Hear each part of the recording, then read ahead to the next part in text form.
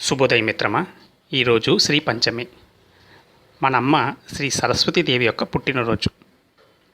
క్షరమైన జీవితాన్ని గడుపుతున్న మనకి ఆ తల్లి అక్షరప్రదాత. అజ్ఞానంలో కొట్టుమిట్టాడుతున్న మనకి ఆ తల్లి జ్ఞానప్రదాత. దుఃఖసాగరంలో నిత్యం విలపిస్తున్న మనకి ఆ తల్లి మోక్షప్రదాత. అమ్మకి ఎంతో ఇష్టమైన శ్రీ పంచమి రోజు అమ్మ పాదాలకు నమస్కరించి ఆర్తితో, అక్షరములకు అధిపతివి అమ్మా, నీవు అక్షరములకే అధిపతివి, మాకు జ్ఞానాన్ని ప్రసాదించు తల్లి, మాకు మోక్షాన్ని ప్రసాదించు తల్లి అని ఆ అమ్మను మళ్ళీ ఆర్తితో అమ్మా అమ్మా అమ్మా అమ్మా అని అలా పిలుస్తూ ఉంటే ఆ తల్లి ఎంత ఆనందపడుతుంది. అమ్మ అనుగ్రహం ఉంటే ఒక చిన్న మాట కూడా వేదవాక్కు అవుతుంది. అలాగే మౌనం కూడా ఒక పెద్ద ఉపదేశాన్ని ఇవ్వగలుగుతుంది. అందువల్ల అటువంటి తల్లి యొక్క అనుగ్రహం గురించి చెప్పుకోవడానికి మీ ముందు 2 ఉదాహరణలు పెట్టే ప్రయత్నం చేస్తాను. సీతమ్మ తల్లిని అన్వేషించడానికి వెళ్ళిన హనుమంతుడు లంక నుంచి తిరిగి వచ్చి శ్రీరామచంద్రుని దర్శించుకొని చూచి తిని సీతమ్మను అని అన్నారు.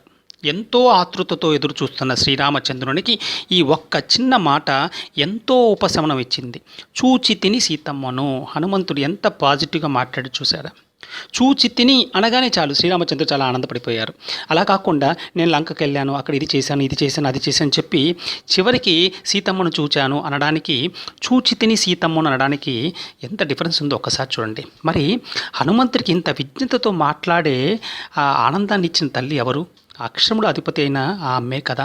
అందువల్ల ఆ అమ్మ అనుగ్రహం ఉంటే ఒక చిన్న మాట కూడా భగవంతుని కూడా ఆనందపరచగలుగుతుంది. మహాశివరాత్రి రోజు శ్రీ రమణ మహర్షి గారి ఆశ్రమంలో భక్తులందరూ ఆయన ఉపదేశం కోసం ఎదురు చూస్తున్నారు. రాత్రి 9 గంటలకు శ్రీ రమణ మహర్షి గారి శిష్యుడు ఒక ఆయన ఇప్పుడు భగవాన్ గారు ఉపదేశం ఇస్తారు అని చెప్పారు. రాత్రి 9 గంటల నుంచి ఉదయం 5 గంటల వరకు శ్రీ రమణ మహర్షి గారు చాలా మౌనంగా ఉపదేశం ఇచ్చారు. భక్తులందరికీ ఎవరికి అందాల్సిన ఉపదేశం వారికి అందింది. అందరూ ఉదయమే ఆనందంగా భగవాన్ గారికి నమస్కరించి వెళ్ళిపోయారు. మరి ఆ మౌనం ద్వారా అద్భుతంగా సంభాషించిన భగవాన్ శ్రీ రమణ మహర్షి గారిని అనుగ్రహించిన తల్లి అక్షరముల అధిపతి అయిన మన తల్లే కదా. మీకు ఒక గొప్ప విషయం చెప్పమంటారా?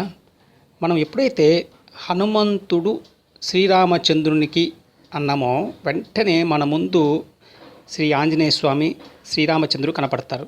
అలాగే హనుమంతుడు చూచి తిని సీతమ్మను అనగానే మన కళ్ళ ముందు సీతమ్మ తల్లి కనపడుతుంది.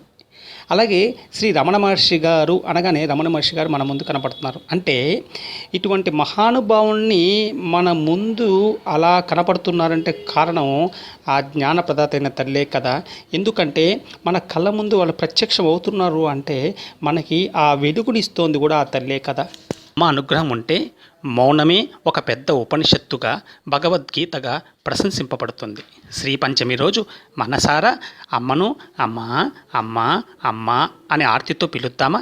అలాగే నిత్యము ఆ తల్లి మీద ప్రేమను కలిగి ఉండి, ఆ తల్లి మీద విశ్వాసం కలిగి ఉండి, ఆ తల్లికి నిత్యము మన కృతజ్ఞత తెలుపుకుంటే ఆ తల్లి మన చెంత ఉంటే ఆనందం ఎప్పుడూ మన చెంత ఉన్నట్టే లెక్క.